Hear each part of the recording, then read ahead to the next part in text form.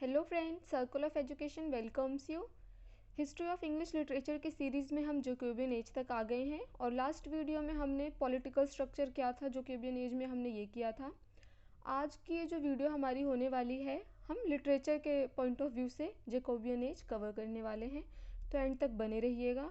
और please friends, अगर आपको ये वीडियो पसंद आ रही है तो लाइक करिए और आपके जो भी ओपिनियन है कमेंट सेक्शन में ज़रूर बताइएगा। चलिए आज की वीडियो शुरू करते हैं।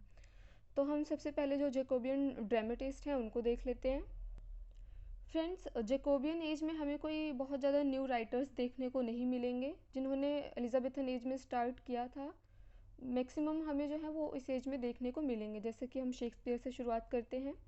शेक्सपियर ने जो लिखना शुरू किया था एलिजाबेथन एज में ही शुरू किया था। एलिजाबेथन एज ही पूरी शेक्सपियर के नाम पे है, लेकिन इनके जो 12 सीरियस प्लेज हैं वो इन्होंने जैकोबियन एज में लिखे थे। वो कौन से प्लेज हैं आइए देखते हैं। मीज़र फॉर मीज़र जो कि 1604 में आई थी। फिर है Othello, Macbeth, King Lear, Antonian Cleopatra, Coriolanus, Timon of Athens, Pericles, Cymbeline, the Winter's Tale, the Tempest and Henry eight, जो कि पार्ट्स में आई थी। तो ये जो है जैकोबियन एज का प्रोडक्ट है जो कि शेक्सपियर ने इस एज में लिखा था।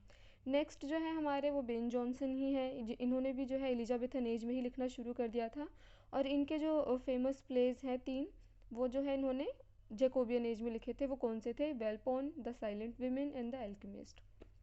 नेक्स्ट अगर बात की जाए तो फ्रांसिस बेकन है। इन्होंने भी जो है जैकोबियन एज तक लिखना शुरू रखा, अपना जारी रखा। इनके फेमस वर्क इस एज में जो थे वो थे advancement of learning, Novum ऑर्गम, essays. इनके एसेज बहुत ज़्यादा फेमस थे। इनको फादर ऑफ इंग्लिश एसेज भी बोला जाता है। हमने लास्ट वीडियो में किया था ये। तो इनके जो एसेज हैं वो 3 एडिशंस में आए थे। पहला एडिशन जो था वो था 1597 में आया था। इनका सेकंड एडिशन आया था 1612 में, जिसमें 38 एसेज थे। और थर्ड एडिशन जो आया था इनका 1625 में, इसमें कुछ न्यू एसेज भी ऐड किए थे इन्होंने, तो टोटल वो 58 एसेज हो गए थे। नेक्स्ट राइटर की बात करें हम तो ये जो थे जैकोबियन एज के सबसे फेमस राइटर की बात करी जाए तो वो जॉन वेबस्टर माने जाते हैं। इनका ड्यूरेशन 1580 से 1625 रहा है। और इनके फेमस वर्क की बात करी जाए the white devil and the duchess of Malfi है। It's the duchess of Malfi जो है इनका बहुत ही इंपॉर्टेंट वर्क है। ये कभी ना कभी हमारे सिलेबस में लगा भी होगा। नेक्स्ट जो है हमारे राइटर हैं सिरिल टॉर्नियर। इनका जो है ड्यूरेशन 1575 से 1626 रहा है। इनके फेमस वर्क है द रिवेंजर्स ट्रेजिडी जो कि 1600 में आई थी, और द एल्थलिस्ट ट्रेजिडी जो कि 1611 में आई थी। नेक्स्ट इम्पॉर्टेंट राइटर हैं इस एज के जॉर्ज चैपमैन। ये फेमस हुए थे इन्होंने क्योंकि ट्रांसलेट किया था इलियड को। ठीक है, जो होमर्स की इलियड एंड ओडिसी थी ना, इसको इन्होंने ट्रांसलेट किया था। और इनका जो खुद का ओरिजिनल वर्क था वो भी बहुत फेमस हुआ था। The blind beggar of Alexandria 1598 में आई थी, and Caesar and Pompey. Next हमारे इंपॉर्टेंट राइटर है जैकोबियन एज के थॉमस हेवुड। ये सिर्फ इंटरल्यूड्स लिखते थे। और इनके इम्पॉर्टेंट वर्क्स की बात करें तो अ वीमेन किल्ड विथ काइंडनेस, ये जो है रिवेंज प्ले है लेकिन इसमें रिवेंज नहीं है। नेक्स्ट इम्पॉर्टेंट वर्क है इनका the four prentices of London, the English traveller, the wise woman of Hoxton, the fair maid of west, if you know not me you know nothing, the maid head well lost and apology for actor, जो कि एक non dramatic work है।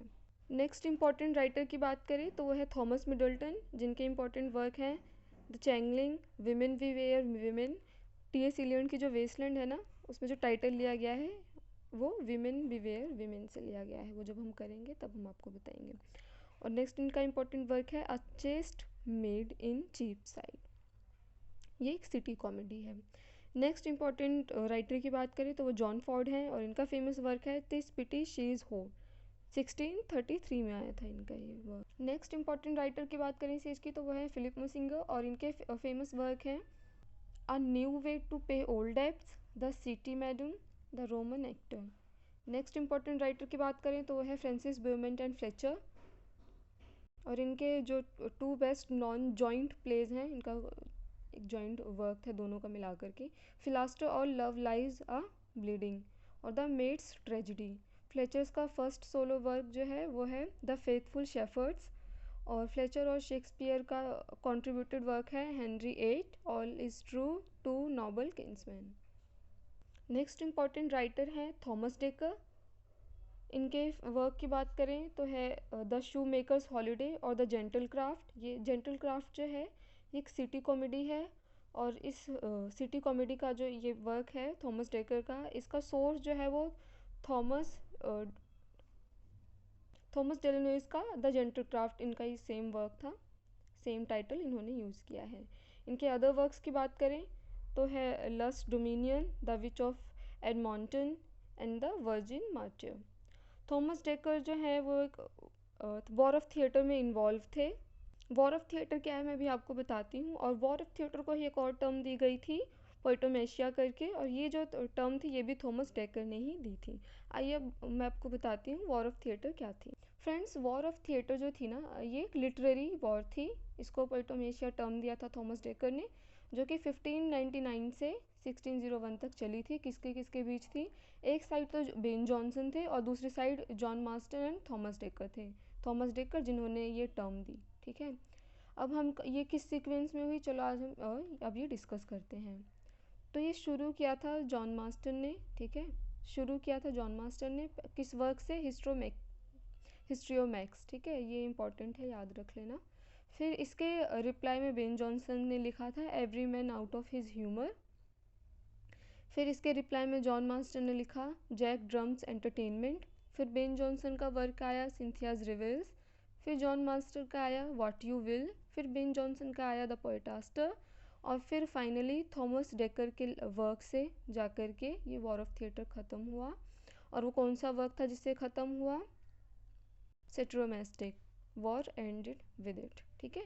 तो ये हमारा war of theatre था। अब जो है हम जैकोबियन एज के फीचर्स देख लेते हैं क्या हैं। तो जैकोबियन एज में जो है एसेज बहुत ज़्यादा फेमस थे, प्रोमिनेंट थे। हमें इसमें बेन जॉनसन के काम देखने को मिल जाते हैं, फ्रांसिस बेकन देखने को मिल जाते हैं। फ्रांसिस बेकन के एसेज बहुत बहुत फेमस थे, और ये लिखते थे हिस्ट्री पे, ट्रैवल पे, गवर्नमेंट पे, पॉलिटिक्स पे, लॉ पे, ethics, religious, health, science, family, ये सारे इनके सब्जेक्ट हुआ करते थे इन एसेज लिखने के लिए। और इस वक्त जो है बहुत फेमस ऐसे पब्लिश हुआ था रॉबर्ट बर्टन का, जो था एनाटॉमी ऑफ मेलंकली, जो कि 1621 में आया था। जैकोबियन एज में फ्रेंड्स क्या हुआ था, पोएट्री जो थी ना वो डिवाइडेड हो गई थी द स्पेंसेरियंस में और द मेटाफिजिकल पोएट्स में।